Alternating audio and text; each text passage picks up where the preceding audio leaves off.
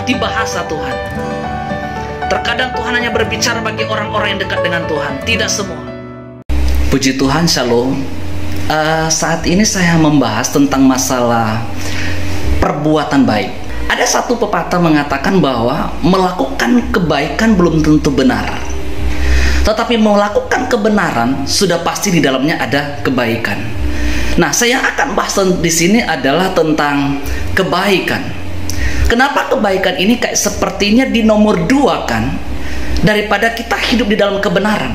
Saya mau baca dalam kitab Titus 3 ayat yang kelima, berkata begini: pada waktu itu dia telah menyelamatkan kita bukan karena perbuatan baik yang telah kita lakukan, tetapi karena rahmatnya oleh permandian kelahiran kembali dan oleh pembaharuan yang dikerjakan oleh Roh Kudus. Nah, saat ini saya membahas tentang masalah kelakuan baik. Kenapa tidak menjadi salah satu standar? Dikatakan di sini bahwa sebab kita diselamatkan bukan karena perbuatan baik. Yang jadi permasalahan di sini adalah kenapa perbuatan baik tidak menjadi salah satu standar utama yang sangat-sangat esensial dalam ukuran keselamatan. Karena Titus 3:5 katakan sebab kita diselamatkan bukan karena perbuatan baik. Nah, yang jadi pertanyaan di sini, kenapa perbuatan baik ini tidak diikut sertakan di dalam standar untuk keselamatan? Nah, kalau kita membaca di dalam kitab Efesus pasal yang kedua ayatnya yang ke-8 berkata begini: sebab karena kasih karunia kamu diselamatkan oleh iman. Itu bukan hasil usahamu tetapi pemberian Allah. Itu bukan hasil pekerjaanmu, jangan ada orang yang memegahkan diri. Di sini sudah diberitahukan bahwa kita pun diselamatkan itu karena pekerjaan Tuhan dan bukan karena usaha kita. Seolah-olah perbuatan kita tidak menjadi ikut serta di dalam karya keselamatan. Sebenarnya ada apa misteri di balik kata yang disebut kebaikan? Nah, di sini kalau kita membaca dalam kitab Kejadian pasal pertama ayatnya yang ke-26, firman Tuhan berkata begini: berfirmanlah Allah, baiklah kita menjadikan manusia menurut gambar dan rupa kita. Saudaraku yang diberkati Tuhan, pada dasarnya manusia diciptakan oleh Tuhan. Dalam Kejadian pasal pertama ayat yang ke-26, Tuhan menjadikan manusia itu serupa dan gambarnya Tuhan. Dan hebatnya manusia ini dikatakan bahwa serupa dan gambar Tuhan. Dan kenapa sekarang pada waktu masuk dalam Titus 3 yang kelima bahwa manusia tidak diselamatkan oleh karena perbuatan baik? Nah, yang dimaksudkan di sini adalah karena pada dasarnya perbedaan antara manusia dan binatang adalah pada waktu itu memberikan nafas hidup. Dan itulah manusia dikatakan bahwa jadilah makhluk hidup. Manusia ini, perbedaan antara manusia dan binatang agak begitu jauh. Manusia diberikan hak kebebasan untuk memilih, membedakan mana baik, mana yang buruk. Dan manusia itu juga diberikan salket kepekaan roh untuk mengerti bahasa Tuhan. Dan pada waktu Allah masuk ke Taman Eden, manusia mengerti ini adalah langkah kaki daripada Allah itu sendiri. Nah, yang jadi permasalahannya di sini, kenapa perbuatan baik ini dipermasalahkan dalam ukuran keselamatan? Saudara, sebenarnya perbuatan baik ini tidak perlu dipermasalahkan.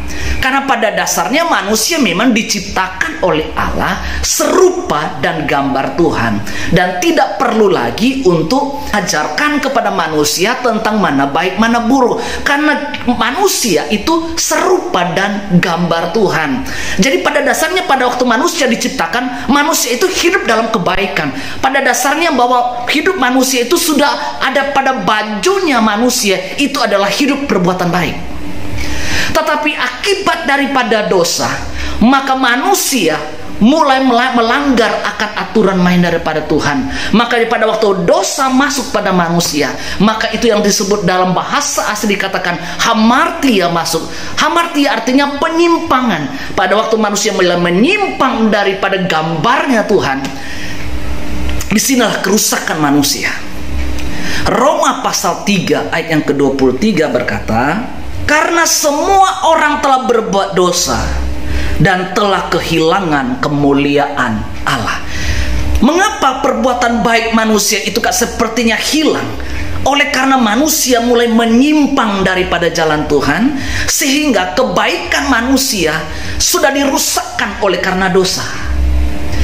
Jadi kita melihat di sini, sebenarnya manusia pada waktu diciptakan memang manusia sudah dipersiapkan untuk hidup baik dan hidup benar. Tetapi karena dosa, maka manusia sulit untuk membedakan mana baik mana buruk. Di sini awalnya. Sehingga kalau berbicara tentang Titus 3 ayat yang kelima, kamu diselamatkan bukan karena perbuatan baik, tetapi karena rahmatnya.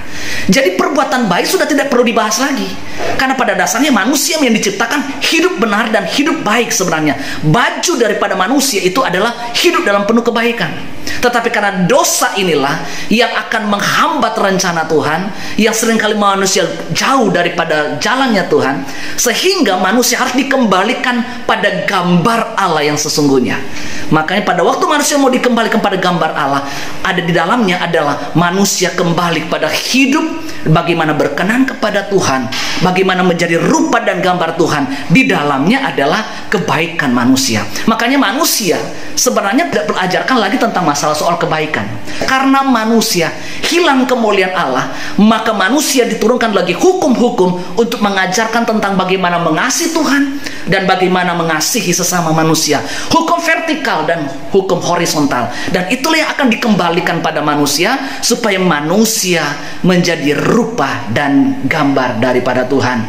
Ingat, manusia diciptakan sudah punya baju sendiri, namanya hidup di dalam kebenaran dan hidup dalam kebaikan. Jadi manusia hanya tinggal dikembalikan pada gambar yang sesungguh-sungguhnya. Karena itu dalam soal keselamatan tidak pernah lagi membahas tentang kebaikan. Pada saat orang kembali pada gambar Allah, otomatis pada saat itu manusia sudah kembali pada hidup benar dan hidup baik di dalam pribadinya. Makanya manusia sudah mulai masuk berjalan kepada rencana Tuhan, dan manusia mulai hidup baik, hidup benar.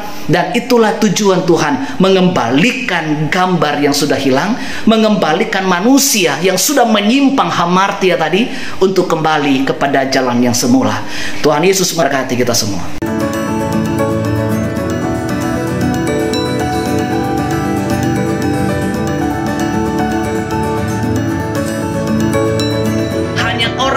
Eksekutif Tuhan yang bisa mengerti bahasa Tuhan. Terkadang Tuhan hanya berbicara bagi orang-orang yang dekat dengan Tuhan, tidak semua.